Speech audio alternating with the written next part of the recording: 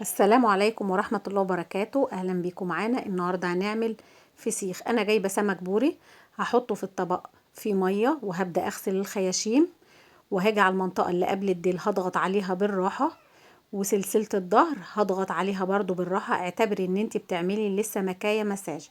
انا جبت طبق، والحباية اللي هغسل خياشيمها كويس قوي واروح على منطقة الديل اضغط عليها، ومنطقة سلسلة الظهر اضغط عليها، وهاخدها اركنها في الطبق لحد اما اخلص الكمية كلها. زي ما حضراتكم شايفين احنا بنعمل مساج للسمكية واحدة واحدة وبالراحة عشان احافظ على السمكية. ما شاء الله السمك كان بيبرق معايا ما شاء الله. السمكية نظيفة وجميلة جدا. انا خلصت غسيله، هبدأ اوقفه كده في اي حاجة عندي يصفي مية، يصفي نقطة دم زيادة، اي نقطة مية دخلت السمكية هتصفي معايا. هركنه ساعة، وبعد ما اركنه ساعة عشان يصفي اي حاجة منه، انا فرغت كيسين ملح، وهحط عليهم من معلقتين لتلاتة شطة كبار. حابة تحطي كركم، هو كمادة حافظة كويس جدا. هنقلب. بعد كده انا همسك الخياشيم احشيها كويس قوي، وبعد ما احشيها جسم السمكية هغلفها بالملح والشطة.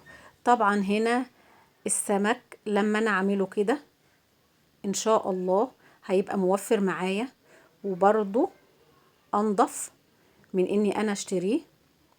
طبعا انا لما اعمل الحاجة بايدي هتبقى اوفر وهتبقى انضف. هخلص الكمية كلها وهركنها. ما تنسوناش في اللايك والشير والاشتراك. انا هخلص الكمية كلها وبعدين هنشوف احنا هنغلفها ازاي مع بعض. انا ممكن احط كل حباية في كيس تلاجة او كل حبايتين في كيس تلاجة زي ما تحبي. كده تمام خالص. زي ما حضراتكم شايفين احنا بنملحه ازاي. بحشي الخياشيم وبملاها ملح وشطة، وبحط على جسم السمكية برضو ملح وشطة. كده تمام خالص.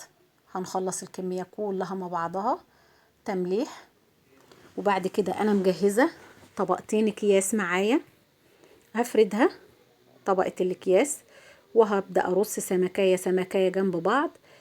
الطبقة اللي انا حطيت اتجاه راسها في اليمين هحط اتجاه راس الطبقة التانية بالعكس زي ما حضراتكم شايفين كده معايا اهو. وهبدأ ارص واخلص، وبعد ما اخلص رص بقية شوية الملح والشطة هرشهم على وش السمك. خلاص هبدأ ألم الكيس كويس قوي معايا، ولازم أفرغ منه الهواء، مش عايزة فيه هواء نهائي علشان خاطر أقدر أحافظ عليه ويديني نتيجة مرضية.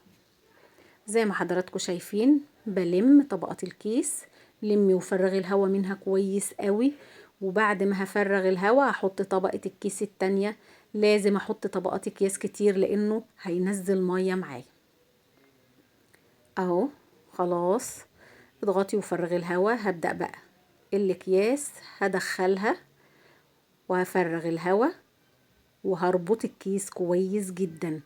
وبعد ما اخلص طبقات الاكياس اللي انا هحطها على قد ما اقدر هحط اكياس، هحطها في جردل وهقفل عليها، هحطها في علبة زي ما حضراتكم تحبوا، وان شاء الله هنفتحه مع بعض. وما تنسوناش في اللايك والشير والاشتراك. اشوفكم على خير ان شاء الله.